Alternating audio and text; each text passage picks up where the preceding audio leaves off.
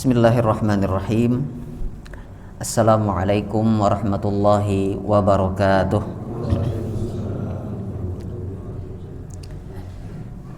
Alhamdulillah. Alhamdulillahi rabbil alamin. Wabihi nasta'inu ala umurid dunya waddin. Wassalatu wassalamu ala asyrafil anbiya'i wal mursalin. Nabiyyina wa habibina Muhammadin wa ala alihi wa ashabihi wa man istanna bisunnatihi ila yaumiddin. Allahumma 'allimna ma yanfa'una wanfa'na bima 'allamtana wa zidna ilma. Allahumma inna nas'aluka ilman nafi'a wa rizqan tayyiba wa 'amalan mutaqabbala. Amma ba'du. Kaum muslimin wal muslimat, keluarga sabarataan rahimani wa rahimakumullah. Alhamdulillah, kembali kita panjatkan puji dan syukur kita kepada Allah Subhanahu wa taala yang pada malam hari ini mempertemukan kita dalam majelis ilmu ini dalam rangka membaca hadis-hadis Nabi sallallahu alaihi wasallam yang dikumpulkan oleh seorang alim, seorang ahli hadis yang biasa dikenal dengan Al-Imam Al-Bukhari rahimahullahu taala dalam kitabnya Al-Adabil Mufrad atau Sahih Al-Adabil Mufrad. Insyaallah taala pembahasan kita malam hari ini akan kita mulai dengan sebuah bab tentang betapa berharganya nikmat Allah Subhanahu wa taala berupa seorang anak yang soleh. Ya. Pertemuan yang sebelumnya kita membahas beberapa hal yang kaitannya itu tentang seorang ayah atau seorang keluarga atau sebuah keluarga mengurus anak perempuannya atau saudari perempuannya. Lalu diteruskan dengan pembahasan seputar bagaimana seseorang itu berperilaku kepada anak kecil. Ya, di mana ada sebuah bab yang dibawakan oleh Imam Bukhari rahimahullahu taala tentang bagaimana Nabi sallallahu alaihi wasallam itu menggendong ya cucunya yang bernama Al Hasan ibnu Ali ibni Abi Thalib radhiyallahu anhuma, ya. Menandakan bahwasanya dalam urusan menggendong sekalipun ya tetap syariat kita, agama Islam ini punya pandangannya. Ya, kalau untuk urusan yang halus seperti ini saja agama kita menaruh perhatian, apalagi urusan yang ganal-ganal. Nah, di antara urusan yang ganal itu tadi tentang seorang anak adalah bab yang akan kita baca sebagai permulaan pertemuan kita malam hari ini. Al-Imam Al-Bukhari rahimahullahu ta'ala memberi bab ini judul berupa Babun Al-Waladu Qurratul Aini. Bab seorang anak adalah penyejuk mata, ya. Bab seorang anak, baik itu lalakian atau bibinian, ini qurratul aini, penyejuk mata, ya. Nah, penyejuk mata yang dimaksud oleh Imam Bukhari dan yang dimaksud dalam hadis maupun ayat yang akan kita baca ini bukan hanya dilihat dari fisik anaknya saja, ya. Memang kekanakan bila masih halus, ya, masih lucu-lucunya, ya, sejuk mata melihat. Ya, akan tetapi yang dimaksud penyejuk mata di sini lebih daripada itu. Ya. Itu yang akan kita bahas insyaallah taala. Adapun hadis ataupun athar yang dibawakan oleh Imam Bukhari pada bab ini diriwayatkan oleh seorang tabi'in yang bernama Jubair ibnu Nufair rahimahullahu ta'ala. Beliau mengatakan, beliau menuturkan, jalasna ilal Miqdad ibnil Aswadi yauman. Suatu hari kami pernah duduk bersama Al-Miqdad ibnul Aswad radhiyallahu anhu, salah seorang sahabat. Ya. Berarti ini kejadiannya imbah Nabi SAW sudah wafat lawas. Ya. Famarra bihi rajulun. Rahatan kami dudukan lawan Al-Miqdad ibnul Aswad, ada orang lalu. Ya. Faqala, maka orang nang lalu ini mengatakan, ya Sidin berucap nih, orang nang lalu tadi pas melihat majelisnya Al-Miqdad bersama Jubair dan kekawanannya, orang nang lalu ini pun berucap, tuba lihatainil ainainil lataini ra'ata Rasulullah sallallahu alaihi wasallam. Sungguh beruntung untuk sepasang mata yang pernah melihat Rasulullah sallallahu alaihi wasallam. Maksudnya Sidin nang lalu ini hendak memuji Al-Miqdad ibnul Aswad, karena Al-Miqdad ya kedua matanya ini pernah ya menyaksikan atau melihat langsung Rasulullah sallallahu alaihi wasallam. Nah, menurut orang nang lalu ini itu sebuah nikmat, bujur memang sebuah nikmat. Ya. Kemudian ditambahinya, wallahi, demi Allah, lawadidna anna ra'ayna ma ra'aita wa syahidna ma syahidta. Demi Allah, kami ini ingin sekali melihat apa yang pernah engkau lihat dan menyaksikan apa yang pernah engkau saksikan. Ya, jadi orang nang lalu ini hendak juga berada di posisi Al-Miqdad ibnul Aswad pada saat Rasul masih hidup. Ya.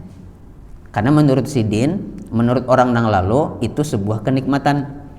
Kawa batamuan langsung wan Rasulullah SAW memang bujur. Ya.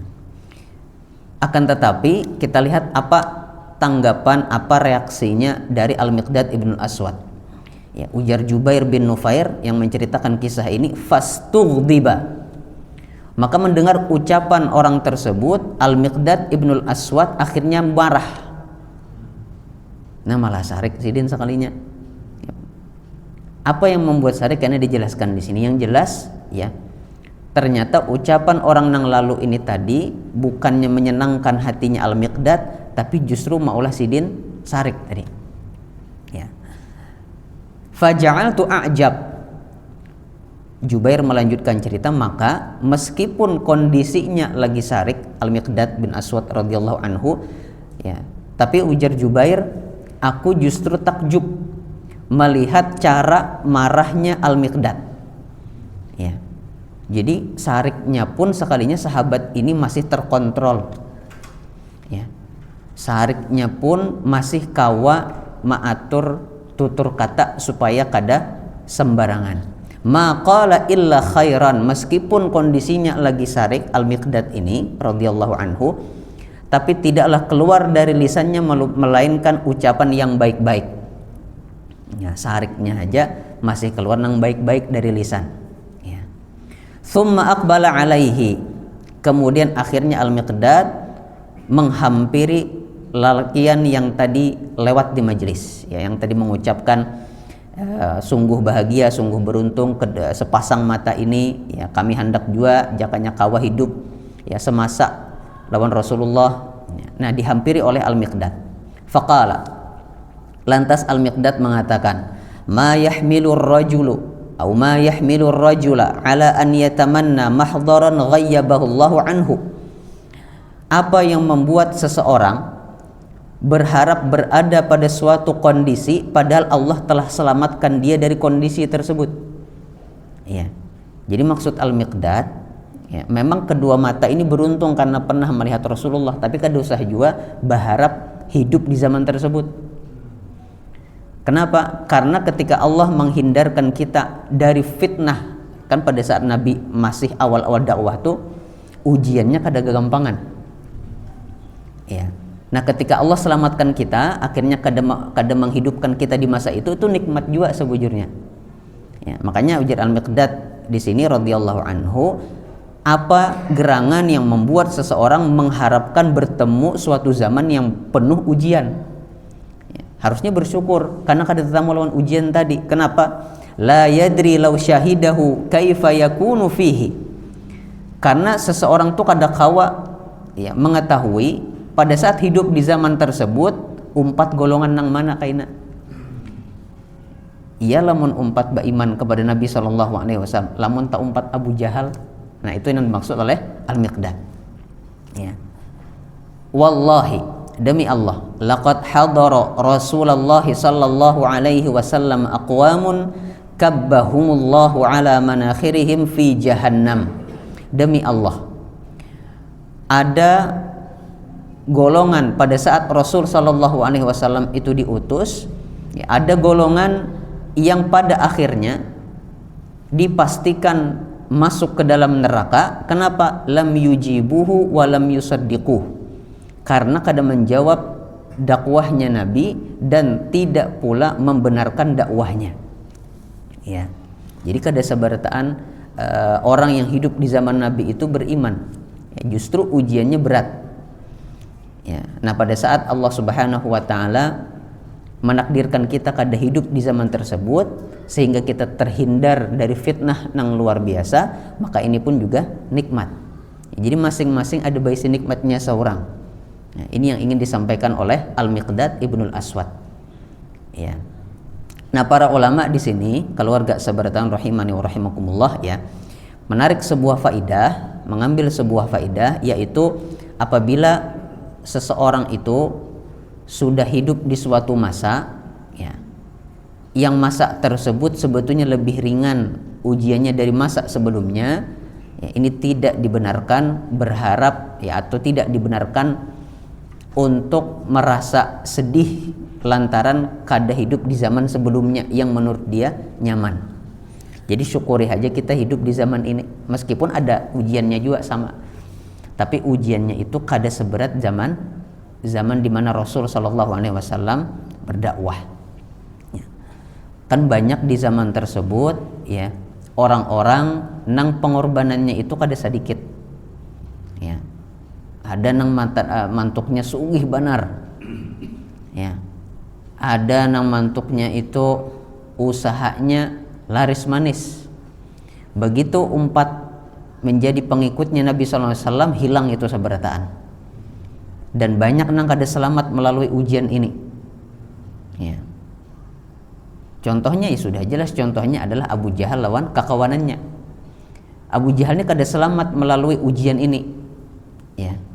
Abu Jahal kada siap kehilangan jabatannya sebagai pemimpin sukunya. Makanya kada hendak umpat dakwahnya Nabi Sallallahu Alaihi Wasallam. Dan banyak pulang pengikutnya Abu Jahal ini. Ya. Apalagi pada saat itu waktu awal-awal Nabi dakwah di Mekah tuh kaum muslimin lemah. Ya, banyak nang disiksa, terutama nang kadeba isi harta, nang kadeba isi kedudukan istimewa di masyarakat itu sudah pasti jadi korban. Ya, ada Bilal bin Rabah, ada Alu Yasir, ya. Alu Yasir ini abah mamanya Yasir nih dibunuh di hadapan Yasirnya. Jadi ini keluarga budak. Jadi Yasir ini mama abahnya, ya, musliman, dua orang muslim masuk Islam di awal-awal sama lawan Yasir. Ya. Mamanya ngarannya Sumayyah, ya. Kemudian abahnya ulun kadingat ngarannya, ya, abahnya Yasir ini.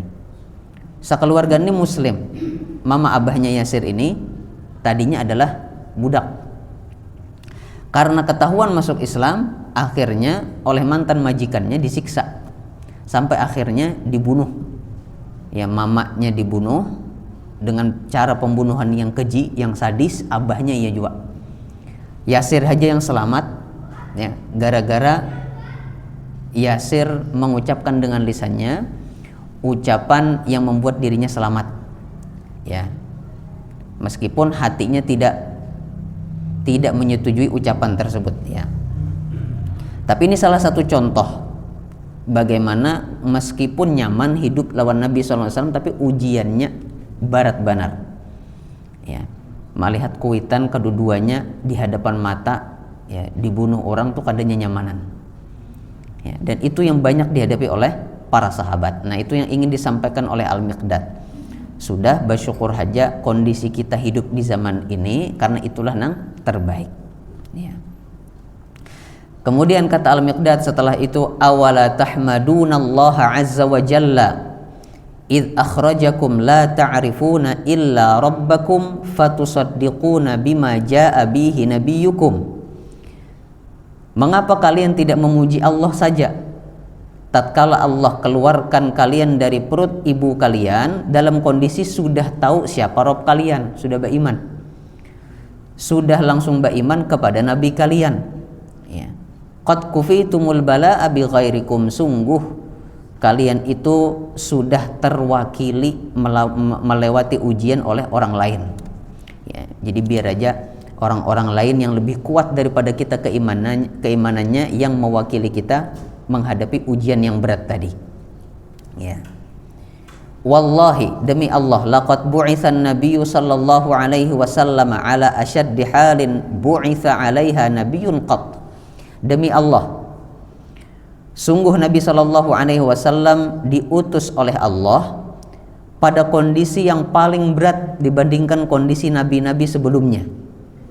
Fi fatratin wa jahiliyatin, dalam kondisi banyak orang yang masih dikelilingi kebodohan ya.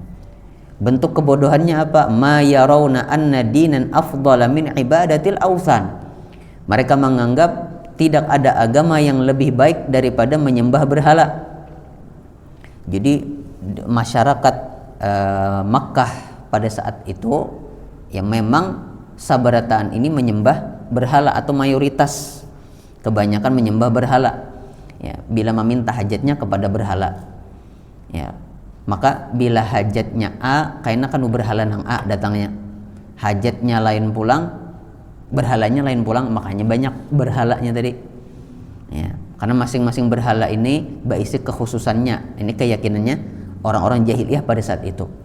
Nah bayangkan kondisinya berataan masyarakat kayak itu, tiba-tiba Nabi SAW diutus oleh Allah Subhanahu wa Ta'ala untuk menegur manusia supaya ampih dari perbuatan tersebut ya. Ini resikonya ganal ya. Faja'a bi furqanin farraqa bihi bainal haqqi wal batil wa farraqa bihi bainal walidi wa waladi. Nabi SAW datang dengan pembeda yang memisahkan antara yang hak, yang bujur, wal batil, yang lawan yang kada bujur. Wa farraqa bihi bainal walidi wa walidi. Dan Nabi SAW datang dengan sebuah pembeda yang bisa memisahkan antara anak dan orang tuanya ya. Nah ini parak lagi sudah sampai kepada penjelasan anak merupakan penyejuk mata ya. Jadi poinnya justru ada di akhir kisah ini. Hatta in kana ar-rajulu la yara walidahu aw waladahu aw akhahu kafiran wa qad fataha Allahu qufla qalbihi bil iman. Sampai-sampai ini masih perkataannya Al-Miqdad. Jadi Sidin masih menegur orang yang tadi memuji Sidin ya. Ujar Sidin, sampai-sampai di zaman itu, pada awal-awal masa dakwahnya Nabi SAW, banyak sekali ditemui seseorang harus berpisah dengan anaknya atau dengan orang tuanya atau dengan saudaranya. Kenapa? Karena dia sudah muslim tapi keluarganya masih kafir, terpaksa harus berpisah ya. Dan ini sekali lagi kada gagampangan ya, karena terpisah nang tadinya mungkin rukun ya, tapi karena perbedaan keyakinan harus berpisah ya. Wa ya'lamu annahu in halaka dakhalan nar. Yang maulah kondisi ini semakin berat adalah apabila keluarganya tadi meninggal dunia masih dalam kondisi kafir, masih dalam kondisi musyrik, pasti masuk neraka. Fala taqirru ainuhu, maka tidak mungkin ada seseorang yang matanya tenang, matanya sejuk, sedangkan keluarganya masuk ke dalam neraka. Ya. Nah, ini penjelasan yang dimaksud penyejuk mata itu seperti apa. Yang dimaksud penyejuk mata adalah tatkala anak atau keluarga kita itu sama-sama masuk surga. Ya. Ini yang dimaksud penyejuk mata. Ya. Karena tadi sebagaimana dijelaskan oleh Al-Miqdad, ketika seseorang sudah masuk Islam tapi keluarganya belum, bahkan meninggal di atas kesyirikan, meninggal di atas kekafiran misalnya, waliyadzubillah, otomatis dia akan menyaksikan atau akan melihat keluarganya ini disiksa di neraka. Maka kondisi ini kada nyaman dilihat oleh mata, kada sejuk matanya. Ya. Wa huwa ya'lamu anna habibahu finnar. Dalam kondisi dia tahu bahwasanya yang dia cintai ada di dalam neraka. Wa annaha lallati qala Allahu azza wa jal. Hal ini semua adalah sesuai dengan firman Allah dalam surat Al-Furqan ayat 74. Walladzina yaquluna rabbana hab lana min azwajina wa dzurriyyatina qurrata a'yun. Orang-orang yang termasuk ke dalam golongan hamba Allah adalah mereka yang sering memanjatkan doa, wahai Rabb kami, berikanlah anugerah kepada kami berupa istri-istri dan anak keturunan yang mereka itu qurrata a'yun, penyejuk mata. Nah, qurrata a'yun di sini secara kada langsung kita sedang memohon supaya kita lawan keluarga kita masuk surga barataan. Ya, supaya sejuk mata kita melihat diri kita di surga, melihat keluarga kita di surga. Ya. Nah, doa ini salah satu doa yang paling dianjurkan untuk dibaca. Ya. Nah, di sini keluarga sabarataan jamaah rahimani wa rahimakumullah, kesimpulan dari panjangnya kisah ini adalah bahwasanya anak itu sah menjadi penyejuk mata apabila dia soleh di dunia dan berakhir hidup bahagia di akhirat. Ini baru penyejuk mata. Ya, sehingga seorang abah, seorang mama, ya, sepasang orang tua sangat dituntut untuk saling bahu-membahu supaya sabarataan, sakeluargaan bisa masuk ke dalam surga, ya, supaya sama-sama sejuk mata tadi. Ya. Kita lamun di dunia melihat dingsa anak kita atau melihat anak kita, melihat kuitan kita kenapa sedikit aja gin sudah kada purun biasanya. Ya. Melihat kekanakan tarabah misalnya sudah kada purun. Ya, melihat kuitan kita kangalan apa segala macam sudah kada purun. Ya, apalagi di akhirat kaina wal iyadzubillah. Ya, jadi kita harus bujur-bujur memastikan diri kita lawan keluarga kita sama-sama berada di dalam surga. Ya. Nah, itu bab tentang anak adalah penyejuk mata. Jadi anak yang sah menjadi penyejuk mata adalah anak yang soleh di dunia yang berakhir bahagia di surga. Wallahu a'lam. Kemudian keluarga sabarataan jamaah rahimani wa rahimakumullah, kita masuk pada bab nang selanjutnya. Imam Bukhari memberinya judul dengan babun man da'a li sahibihi an aktsir malahu wa waladah. Bab seseorang yang mendoakan temannya atau mendoakan kawannya dengan doa supaya harta dan anaknya banyak. Ya. Nah, di sini Imam Bukhari membawakan sebuah hadis atau asar kayaknya kita baca yang akan menjelaskan apa garang hukumnya bila kita itu mendoakan orang lain supaya anak lawan hartanya banyak. Ya, para jakian. Ya. Apa hukumnya? Nah, di sini dijelaskan oleh Imam Bukhari dengan sebuah hadis yang diriwayatkan oleh Anas bin Malik radhiyallahu anhu. Anas bin Malik mengatakan, "Dakhaltu 'ala an-nabi sallallahu alaihi wasallam yauman." Aku pernah menemui Nabi sallallahu alaihi wasallam pada suatu hari. Wa ma huwa illa ana wa ummi wa ummu haramin khalati. Pada saat itu yang bersama Nabi selain Anas adalah mamanya Anas, ya, dan juga bibinya Anas yang bernama Ummu Haram. Jadi ada Nabi, ada Anas bin Malik, mamanya Anas lawan acilnya, berempat. Di mana? Di dalam rumahnya Anas bin Malik. Nah, di sini para ulama mengambil kesimpulan, ada sebuah faedah, boleh seorang laki-laki yang bukan mahram berkunjung ke rumah orang lain, ya, rumah bibinian, dengan syarat aman dari fitnah dan diizinkan untuk masuk. Ya. Asal syaratnya ini terpenuhi maka boleh berkunjung. Ya. Misalnya aslinya kita hendak menemui lakinya sebetulnya hendak kita temui tapi kadadak. Tapi diizinkan kita masuk, umpamanya kesan menghadangi orang yang kita cari datang, kada apa-apa, boleh. Tapi bila jadi pemilik rumah karena kebetulan binian berataan misalnya, ya opin bulik hajagin. Kayaknya bila sudah datang orangnya kami kiau, nah itu mau kada mau kita harus bulik. Ya, tapi kalau seandainya diizinkan masuk kita boleh masuk karena di sini Nabi SAW ya berada di rumah yang isinya ada perempuan yang lain mahramnya sidin. Ya. Idh dakhala alaina, ya maka Nabi SAW pun berkunjung ke rumah kami. Faqala lana ala usalli bikum, maka Nabi SAW mengatakan, maukah kalian kalau aku pimpin solat? Ya, solat sunnah maksudnya di sini. Ya. Di sini ada faedah lain juga bahwasanya rumah kita itu dianjurkan benar gasan dipakai sembahyang sunnah. Ya. Bahkan ada sebuah hadis, tidak ada tempat terbaik seseorang melaksanakan sholat itu selain daripada rumahnya kecuali sholat wajib, sholat fardu gasan lalakian kalau itu di masjid, di musola. Tapi sholat sunnah lebih baik dikerjakan di rumah. Ya. Tapi bila boleh ke rumah kada ingat lagi, umpamanya sholat sunnah kada apa-apa digawi di musola. Ya, misalnya sholat ba'diyah biasanya, mun sudah tak ke rumah kada ingat lagi misalnya, atau wudunya bisa batal misalnya di perjalanan, ya kada apa-apa kita gawi di musola atau di masjid. Tapi kalau kita bisa tahan sampai di rumah, kita gawi di rumah, ini lebih baik lagi.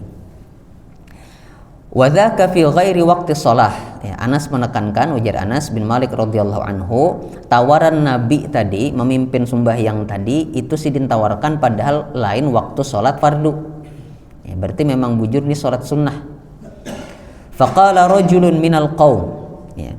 Maka pada saat ini kan Anas berkisah, sebetulnya Anas itu lagi berkisah, kemudian ada yang mendengarkan. Rahatan Anas berkisah itu ada yang bertakun, fa aina ja'ala Anasan minhu, wahai Anas, posisimu di mana pada saat sholat berjamaah tadi? Karena kan lakiannya seikong jadi makmum, bininya dua. Nah posisinya kayak apa? Faqala, Anas menjawab, ja'alahu an yaminihi thumma shalla bina. Anas itu diposisikan oleh Nabi SAW di sebelah kanan sidin. Jadi imam, nah sebelah kanannya ini makmum lakian, hanya makmum binian di belakang. Ini bila makmumnya itu lalakian saikong, binian satu atau lebih. Jadi posisinya kayak itu, pas basubalahan lawan imam. Kada perlu bermundur sedikit, sejajar aja langsung, ya ada di sebelah kanan imam. Seperti yang dilakukan oleh Nabi SAW bersama Anas dan keluarganya. Kemudian Nabi SAW pun memimpin sholat. Selesai sholat, thumma da'a lana bikulli khairin min khairid dunya wal akhirah. Selepas sholat, Nabi SAW mendoakan kepada kami dengan doa kebaikan di dunia lawan doa kebaikan di akhirat. Ya. Nah, di sini ada faedah lain juga disampaikan oleh para ulama ketika menjelaskan hadis ini, seseorang itu boleh berdoa setelah sholat, ya, apalagi sholat sunnah, ya, apalagi kalau misalnya pada saat posisi sholat tadi, pada saat posisi sembahyang itu kadingat ada doa yang kadingat kita panjatkan. Kan biasanya ada tempat-tempat yang kita dianjurkan berdoa pas sholat, di antaranya pas lagi sujud. Bebas saja sujudnya, kadang mesti sujud yang terakhir, sujud yang pertama kah, yang kedua kah, yang terakhir kah, itu dianjurkan kita berdoa. Posisi yang kedua pada saat selesai membaca shalawat Ibrahimiyah pada tasyahud akhir sebelum salam. Nah ini dua tempat yang paling dianjurkan kita membaca doa. Bila ada doa yang kada ingat kita baca umpamanya di dua tempat ini, ya, padahal kita bahajat benar terhadap doa tersebut, nah bisa kita baca setelah salam. Ya. Nah ini Nabi SAW melakukan hal tersebut. Ya. Setelah Nabi doakan dengan kebaikan dunia dan akhirat, faqalat ummi, Maka ibuku berkata, nih Anas bin Malik ya yang mengisahkan, maka ibuku berkata, ya Rasulullah, khuwaidimuk ud'ullaha lahu. Wahai Rasulullah, ini ada pelayan kecilmu, tolong doakan dia kebaikan. Ya. Ini juga ada faedah bahwasanya boleh seseorang itu meminta kepada orang lain yang dia anggap soleh, bertakwa untuk mendoakannya. Ya, minta didoakan itu boleh disyariatkan. Seperti yang dilakukan oleh mamanya Anas bin Malik di sini. Ya. Fada'a li bikulli khairin, maka Nabi SAW pun mendoakan ya Anas bin Malik sesuai permintaan ibunya, didoakan dengan segala macam kebaikan. Kana fi akhiri du'aihi an qala, yang terakhir lafaz doanya yang didengar oleh Anas, ya lafaz doanya adalah Allahumma aktsir malahu wa waladahu wa barik lahu. Ya Allah, banyakkan hartanya Anas, banyakkan anaknya Anas, dan berkahilah Anas pada harta dan anaknya. Ya. Nah, berarti boleh kita minta langsung kepada Allah harta wan anak yang banyak, atau boleh juga orang lain yang mendoakan kita dapat harta wan anak yang banyak. Tapi jangan sampai kada ingat kita menambahi di belakang wa barik lahu, berkahilah ya anak lawan harta kita. Ya. Karena bila banyak tapi kada berkah, ya ngalih mau urusnya aja kita dapatnya. Ya. Sedangkan kalau yang banyak tadi berkah, maka ini luar biasa nyamannya. Ya. Nah, doa ini keluarga seberataan jamaah rahimani wa rahimakumullah, selain tadi boleh hukumnya kita panjatkan, ya boleh kita doakan orang lain dengan lafaz doa ini, ternyata ini adalah salah satu doa yang memang dianjurkan untuk banyak kita doakan kepada orang lain. Ya. Dalam hal ini Anas bin Malik, ya, doanya Nabi SAW untuk Anas bin Malik akhirnya Allah kabulkan. Ya, dan terbukti Anas bin Malik merupakan salah satu sahabat yang anaknya itu paling banyak. Ya, disebutkan dalam sebuah buku tentang biografi Anas bin Malik, ulun tidak bisa memastikan penulisnya. Ya, mungkin di lain kesempatan ulun pastikan, tapi disebutkan sebuah riwayat bahwa Anas bin Malik itu punya anak hampir 100 orang. Tentu kada saikung aja bininya. Ya. Bininya Anas bin Malik ada lebih dari satu. Ya. Nah, ini diantara kabulnya doa Nabi SAW kepada Anas bin Malik. Meskipun secara harta Anas bin Malik lain yang paling sugih, ya, tapi paling kada anaknya Anas bin Malik ini yang paling banyak, dan banyak anaknya Anas bin Malik ini yang menjadi alim karena keberkahan tadi. Ya, Nabi mintakan wa barik lahu, dan berkahilah kepadanya dan kepada harta dan anaknya. Ya. Baik. Nah, kemudian ada faedah lain di sini tentang doa, ya, yang ulun rasa perlu untuk kita dengarkan sama-sama. Tadi disebutkan bahwasanya Anas bin Malik didoakan oleh Nabi supaya banyak harta lawan banyak anak.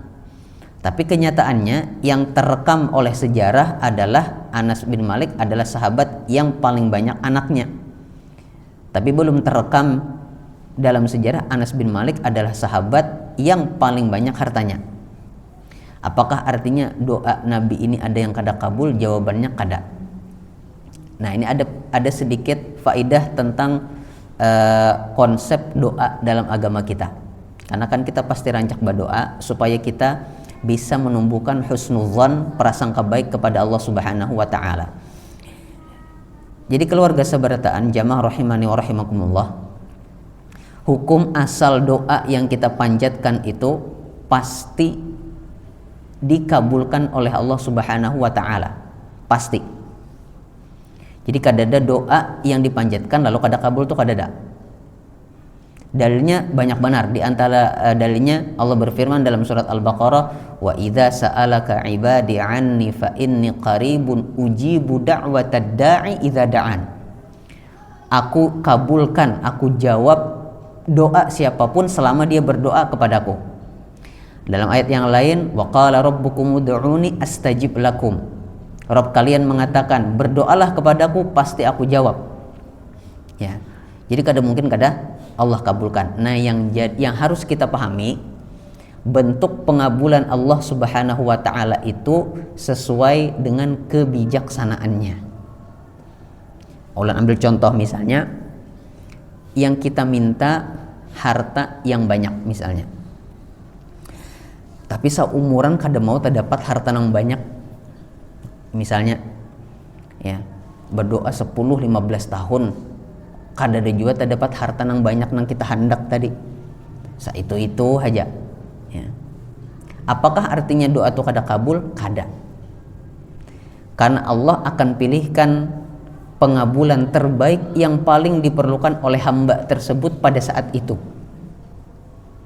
Umpamanya kita kayaknya imbah ba'diyah Isya, umpamanya ada yang berdoa minta kepada Allah supaya dapat harta yang banyak misalnya. Esok tuh belum tentu dapat harta yang banyak ya.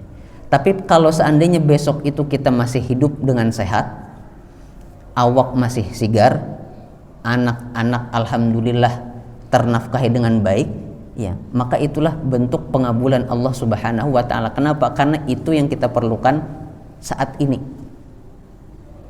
Ya, jadi kada mesti yang kita minta A langsung harus kabul saat itu juga A. Karena Allah Maha tahu apabila harus mengabulkan permohonan yang pas sesuai yang kita pinta, ya, apabila juga mengabulkannya dengan pengabulan yang lain. Jadi dikabulkan cuman bentuknya kada selalu sama lawan yang kita minta. Ya. Justru amun kita minta apa langsung kabul, justru di situ kada menunjukkan kebijaksanaan. Ya, minta ini langsung diberi. Belum tentu kita sanggup sebetulnya. Ya, kita misalnya minta harta yang banyak. Langsung umpamanya dikabulkan malam itu juga minta, malam itu kabul. Nah, padahal jiwa kita, hati kita belum siap lagi dengan harta yang banyak tadi misalnya. Akhirnya tak pakai gak senang kada-kada hartanya umpamanya. Akhirnya tak buang sia-sia macam-macam. Ya. Nah itu. Lawan itu tadi belum tentu harta yang banyak misalnya kita perlukan malam hari itu. Bisa jadi memang perlunya kaina. Bisa jadi tahun kaina kita perlunya. Atau bulan kaina. Atau bisa jadi memang sepanjang hidup kita kada perlu harta yang banyak. Tapi anak keturunan kita kayaknya yang dapat merasakannya misalnya. Ya, nah intinya semua doa pasti Allah kabulkan. Hanya saja bentuk pengabulannya ini ya, yang kada mesti sesuai lawan yang kita pinta. Oleh karena itulah Nabi SAW ya memerintahkan kita bila berdoa minta suatu hajat itu tarusakan aja mintanya meskipun belum langsung kabul. Ya. Kenapa? Karena begitu kita ampih meminta hajat tadi karena merasa kada kabul, ya 10 tahun umpamanya kada juga terasa kabulnya doa yang kita pinta tadi. Ketika kita merasa sudah putus asa, ya, maka kita kada akan dapat apa-apa selajur akhirnya. Pengabulan yang lain kada dapat, yang kita pinta kada dapat juga. Jadi sama rugi habis. Ya.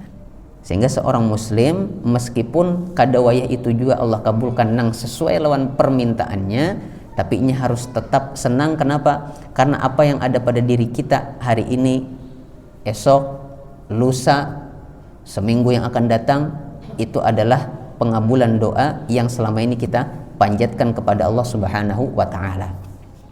Ya. Jadi seperti itu. Ya, nah di sini makanya Nabi SAW meskipun meminta kepada Allah Anas bin Malik supaya dibanyakan harta dan anaknya, ya, tapi kenyataannya yang banyak bujuran banyak itu hanya anaknya. Tapi Anas bin Malik menjadi sahabat yang paling banyak, salah satu sahabat yang paling banyak meriwayatkan hadis Nabi SAW. Bisa jadi itulah bentuk pengabulan dari Allah Subhanahu wa taala. Ya. Jadi itu untungnya bila kita berdoa. Ya. Makanya Nabi Ibrahim alaihissalam, Sidin itu nabi. Bahkan status nabinya istimewa.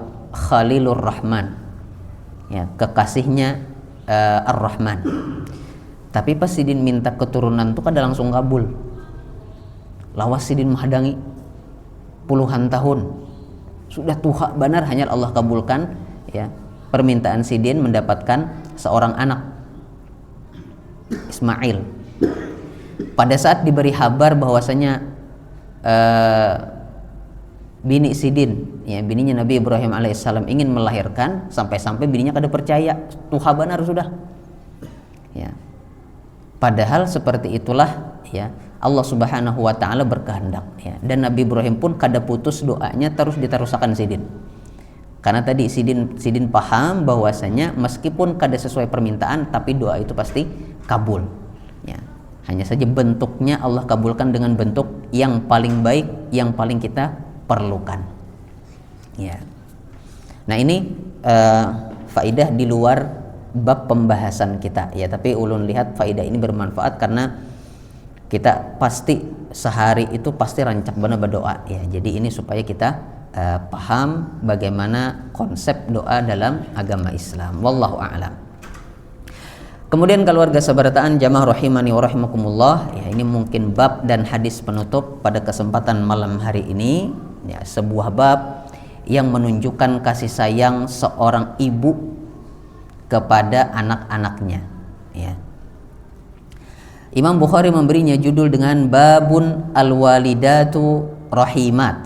Bab ibu-ibu itu atau para ibu itu adalah orang-orang penyayang.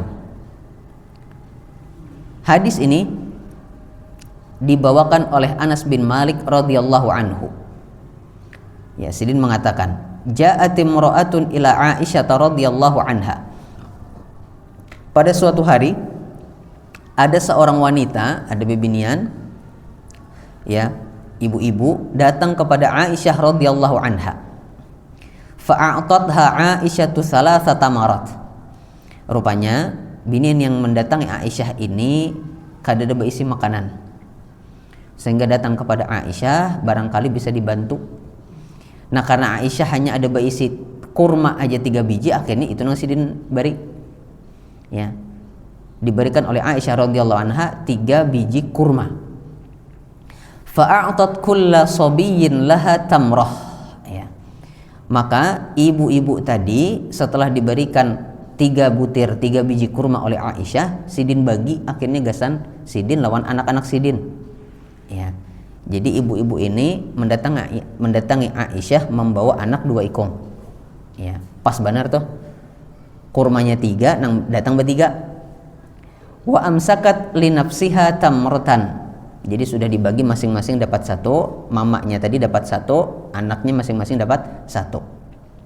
Fa akala sabiyani tamrataini, nang anak makan berdahulu ngaran lapar, makan berdahulu habis lakas. Mana kurma pulang halus, ya. Tuntung makan, mamanya belum lagi memakan. Wa nadhara ila ummiha, kedua anak-anak ini pun melihat kepada ibunya yang sedang memegang kurma yang jadi jatah mamanya tadi. Kok rupanya kepingin hendak lagi, ya, padahal sudah makan habis sudah masing-masing sebiji seorang, tapi ngaran lapar. Nah, ampun mamanya pun hendak juga dimakan, ya. Maka apa yang terjadi? Fa'amadat ila tamrah fasyaqqatha fa'atat kulla sabiyyin nisfa tamrah. Maka mamanya tadi akhirnya, ya, membelah sebiji kurma yang jadi jatahnya tadi, dibelah jadi 2, dibagi jadi 2, dia berikan kepada masing-masing anaknya setengah-setengah, kada jadi makan mamanya, ya. Faja'an Nabi sallallahu alaihi wasallam, ya, maka kada lawas setelah kejadian ini Nabi SAW datang ke rumahnya Aisyah. Fa akhbarathu Aisyatu faqala wa ma yu'jibuki min dzalik laqad rahimahallahu bi rahmatiha sabiyaiha. Akhirnya Aisyah berkisah, ya, wahai Rasulullah, tadi ada keluarga datang ke sini, ya, perlu makanan, perlu bantuan, ulun bantu. Karena adanya 3 biji kurma aja, itu yang ulun beri. Itu ada pemandangan yang luar biasa, yang mengharukan, Ya, masing-masing sudah dapat jatahnya, sakanya anak kurang hendak lagi, akhirnya jatah mamanya dibagi dua, diberikan kepada anaknya. Ya, mendengar kisah tersebut maka Nabi SAW bersabda, wa ma yu'jibuki min dzalik, kenapa engkau heran wahai Aisyah? Ya, maksud Nabi itu kan memang kayak itu ngarannya gin mama kepada anaknya, sudah pasti kayak itu, sayangnya luar biasa. Ya, bukanlah suatu hal yang mengherankan. Ya, artinya Nabi SAW mengakui bahwasanya kasih sayang mama, kasih sayang ibu itu luar biasa. Kemudian Nabi SAW sampaikan, laqad rahimahallahu birahmatiha sabiyaiha, sungguh Allah Subhanahu wa ta'ala telah merahmati wanita tersebut karena dia telah merahmati, telah kasih sayang kepada kedua anaknya. Ya, memang lapar ya mamanya tadi, mau kada mau, tapi karena korbannya yang luar biasa, berkorban untuk anaknya sehingga anaknya bisa senang, anaknya bisa bahagia, dan ini termasuk sedekah, termasuk nafkah. Allah Subhanahu wa ta'ala balas dengan memberikan kepadanya rahmatnya. Ya, bila sudah dirahmati oleh Allah, itu kemungkinan masuk surganya semakin ganal. Modal kurma yang diberi orang hapulang. Kan kurmanya ini kada sidin yang nukar, ya, diberi oleh Aisyah radhiyallahu anha. Ya, tapi karena niatnya tadi ikhlas, tulus memberi nafkah kepada anaknya, ya, maka Allah Subhanahu wa ta'ala balas perbuatan tersebut dengan rahmatnya yang ujung-ujungnya pasti adalah surga. Ya. Nah, hadis ini keluarga seberataan jamaah rahimani wa rahimakumullah menjelaskan kepada kita betapa besarnya kasih sayang seorang ibu. Ya. Dan biasanya kasih sayang seorang ibu itu terlihat, ya, lebih terlihat daripada kasih sayang seorang ayah. Bukan berarti ayah abah tuh kada sayang, kada, tapi bentuknya, bentuk kasih sayangnya kada sama. Ya, biasanya kan abah itu bentuk kasih sayangnya dengan banting tulang cari nafkah biasanya. Ya, itu bentuk kasih sayangnya. Tapi yang kelemah lembutan kemudian merawat segala macam itu ibu. Ya. Tapi yang jelas orang tua keduanya punya kasih sayang kepada anaknya. Nah, kasih sayang ini, maksud Imam Bukhari membawakan hadis ini, kasih sayang orang tua kepada anaknya ini menjadi salah satu sebab terkumpulnya keluarga tersebut di dalam surga Allah Subhanahu wa ta'ala, qurratu a'yun tadi. Ya, jadi marilah kita mengamalkan hadis ini menjadi hamba yang kasih sayang kepada anak kita, kepada keluarga kita. Kita niatkan itu sebagai bentuk ibadah kita kepada Allah Subhanahu wa ta'ala, sehingga dengan itu mudah-mudahan sebagaimana kita berkumpul di dunia dengan keluarga kita, kita bahagia di dunia bersama keluarga kita, kita pun juga bisa berbahagia di akhirat di surganya Allah Subhanahu wa ta'ala kelak. Amin.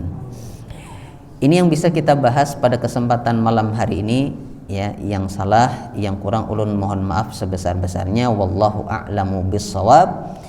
Insyaallah kita lanjutkan pada pertemuan yang akan datang. Wassallallahu ala nabiyyina Muhammadin wa ala alihi wa sahbihi wasallim. Wa akhiru da'wana anil hamdulillahi rabbil alamin. Assalamualaikum warahmatullahi wabarakatuh.